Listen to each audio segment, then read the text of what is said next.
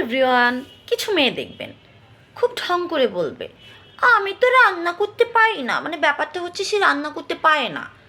এটা খুবই একটা ক্রেডিটের বিষয়, খুবই স্মার্টনেস, যেটা শুনে ছেলেরা খুবই অ্যাট্রাক্ট ফিল করবে এবং ছেলেরা গুলু মনু মনু করে আদর করবে, এইটা মনে করে। বোকার বাচ্চাগুলো এইটা বুঝে না যে আমি যদি রান্না করতে পারি বা আমি সেটা কম ভালো হোক, কিন্তু রান্না করে আমার প্রিয় মানুষকে আমি খাওয়াচ্ছি, এতে করে আমার যেমন একটা মানসিক শান্তি ফিল হবে, ঠিক আমার অপোজিট পার্সনটারও না মানসিক শান্তি ফিল হবে যে না, আমার প্রিয় মানুষটা কিছু আমাকে রান্না করে খাইয়েছে, এবার সে যাই হোক না কেন।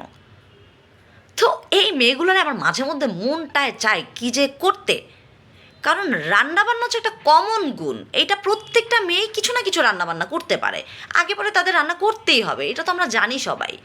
হয়তোবা কিছু মানুষ থাকে যারা অনেক কিছু রান্না করতে পারে বা অনেক অনেক আইটেম বানাতে পারে, আবার কিছু মানুষ থাকে যে খুবই কম আইটেম বানাতে পারে। তবে এখানে একটা ব্যাপার আছে যে অনেক বেশি আইটেম বানাতে পারি বা অনেক বেশি কিছু রান্না করতে পারি, কিন্তু খুব তেল মশলা, মানে মজা হয় না খেতে, শুধু দেখতেই ভালো লাগে, আমি ওইটাকে আসলে রান্নার মধ্যে ধরি না। কিন্তু কিছু মানুষ খুবই কম তেল দিয়ে রান্না করে বা খুবই মানে খুবই কম কিছু রান্না করতে পারে, বাট ওটা খেতে অনেক অমৃত মনে হয়, এইটাকে আমি গুণ মনে করি। মানে রান্নাবান্নার মধ্যে যদি কোনো গুণ বা বেগুনের ব্যাপার স্যাপার আসে, এটাকে মনে করি।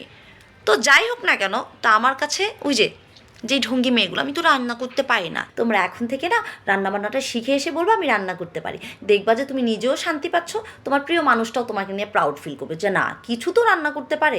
ভাই, আমরা মেয়ে হয়ে জন্মাইছি, রান্নাবান্না তো আমাদের এটা মনে হচ্ছে জন্মগতভাবেই আমরা নিয়ে আসছি, আগে পরেও রান্নাবান্না আমাদেরকে করতেই হবে। এবার তুমি প্রাইম মিনিস্টার হও, রান্না তোমাকে করতেই হবে, কারণ নিজে রান্না করে খাওয়ার মাঝখানে না আলাদা একটা শান্তি আছে। বা প্রিয় মানুষ পরিবারের অন্যান্যদেরকে মানে রান্না করে খাওয়াবো না, এটা কি হয়? বেয়াদব।